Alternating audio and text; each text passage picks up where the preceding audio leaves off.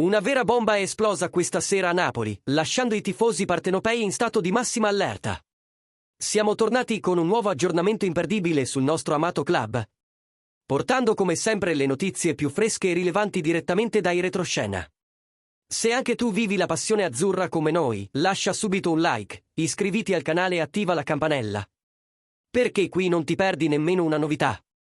E attenzione, il tema di oggi sta scatenando un vero e proprio caos dietro le quinte, con movimenti intensi che potrebbero trasformare completamente il futuro della squadra. Qualcosa di grosso si sta preparando nei corridoi di Castel Volturno, e tu lo scoprirai adesso.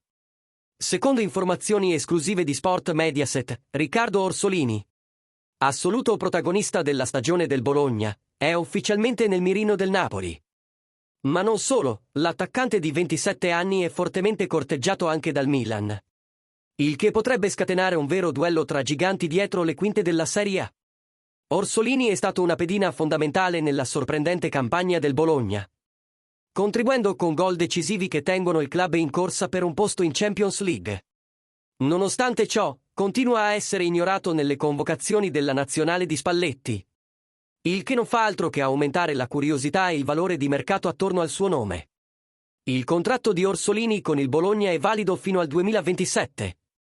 Ma il club sta già valutando due opzioni chiare: rinnovare a condizioni più vantaggiose oppure accettare un'offerta importante e permettere al giocatore di compiere il salto definitivo verso una big italiana.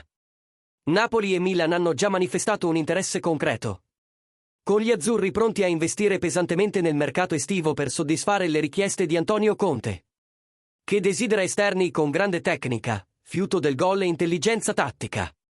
E Orsolini, cresciuto sotto la guida di Vincenzo Italiano, sta vivendo il suo miglior momento proprio in questo senso: gol, assist e maturità tattica.